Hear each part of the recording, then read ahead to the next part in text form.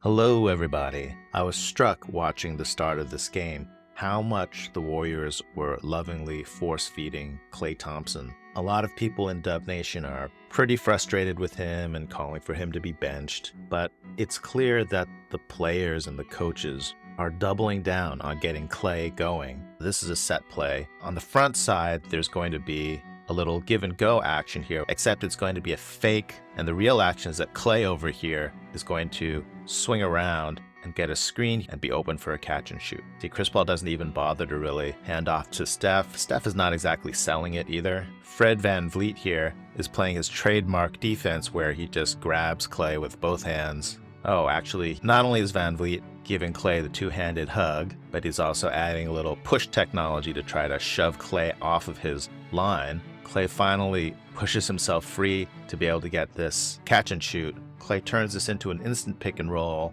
Sengun meets Klay at the other side of the screen. Looney rolls, but then Sengun does a good job recovering to Looney, so Klay bails out to Andrew Wiggins. There's 8 on the shot clock. At this point, Andrew Wiggins could just ISO, but instead, Wiggins feeds Looney, which everyone on the Warriors knows is going to trigger an automatic split cut. Whoever feeds the post goes and screens for the nearest shooter, which is Klay. So this is Wiggins' way of turning this play into another shot for Klay. Here comes a screen, Klay pops out, and this is defended pretty well. Project Force Feed Klay did not get off to a great start, results-wise, so did the Warriors bench Klay? CP with the steal. Steph looks around to see who's guarding him, so Steph runs at Sengun to try to force Sengun to pick him up, which successfully happens. So the ball goes into Wiggins. Dillon Brooks cheats off, ready to help VanVleet. Wiggins with a nice quick read here, chucking it to Chris Paul. But CP3 never forgot that Sengun is guarding Steph,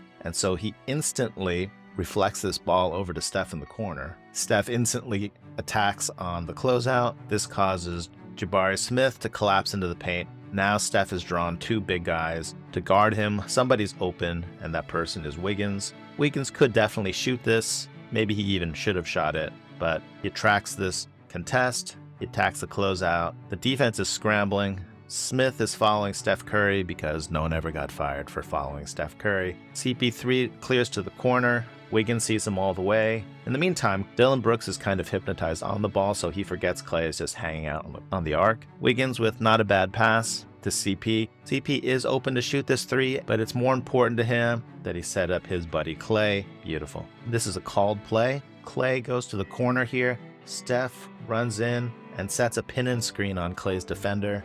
You can't get a very good look, but Steph is setting the screen, and you can see this defender is really getting nailed by the screen. Klay springs completely free under the basket. Sengun alertly cutting off the direct pass to the layup. Then, unfortunately, Sengun turns the other way to look around for Klay's defender, and Klay says, "See you later," and just keeps on running to the opposite corner. Wiggins goes to set a screen on his own man to prevent his man from helping on Klay.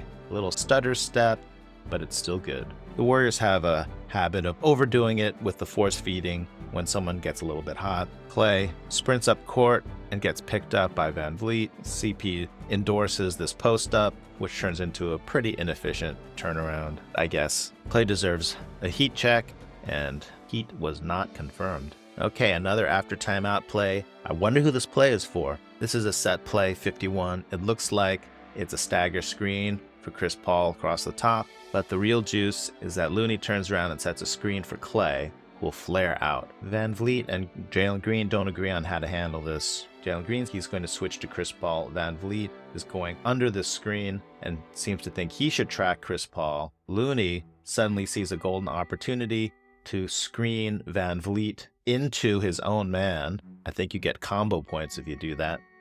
Bong bong.